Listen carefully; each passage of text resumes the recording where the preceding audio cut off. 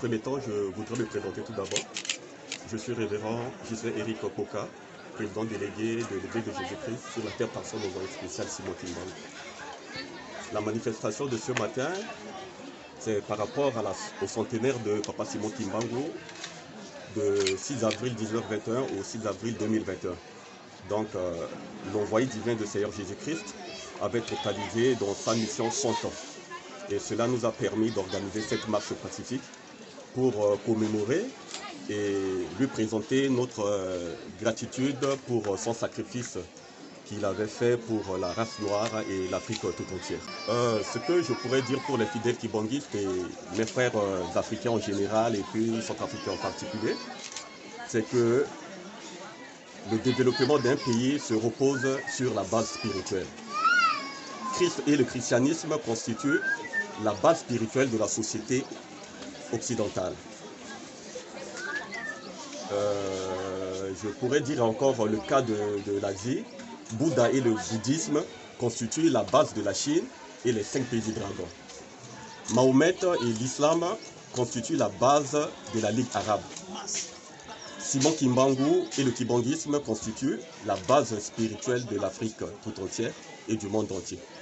Pourquoi monde entier? Car c'est ici en Afrique que tout a été commencé. La création de l'homme, le jardin d'Éden, la civilisation. Autrement dit, l'Afrique est le berceau de l'humanité. L'Afrique est le berceau de l'humanité.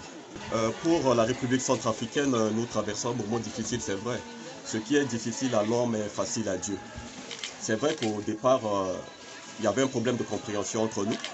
Mais en principe, c'est par le dialogue et la concertation, la cohésion, pour que la classe politique, les différentes couches de la nation puissent se retrouver autour d'une même table pour arranger cela. Identité humaine et spirituelle. Son identité humaine, Simon Kimbangu est né le 12 septembre 1887 à Kamba, dans le Congo central, fils de Kuyela et de Luigi. Il a été chrétien dans un premier temps dans l'église protestante de BMS. Et c'est en mois d'avril 1921 qu'il avait reçu l'ordre d'une voix qui lui disait de démarrer les activités divines que Dieu lui avait confiées.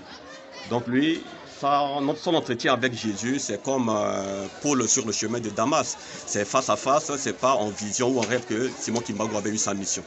Et dès qu'il avait reçu la mission de Jésus-Christ, il s'est lancé maintenant à la propagation de bonnes nouvelles pour avoir l'église kibanguiste aujourd'hui. Au départ, ce n'était pas facile parce qu'il y avait une opposition farouche de la part des colons. Il y avait une opposition farouche de la part des différentes dénominations religieuses qui se trouvent au niveau du Congo. Puisque l'œuvre de Dieu ne tarisse jamais, Simon Kimbangu, à travers sa mission de réhabilitation de l'homme noir, a pu porter haut le flambeau de la Sainte Trinité jusqu'à nos jours.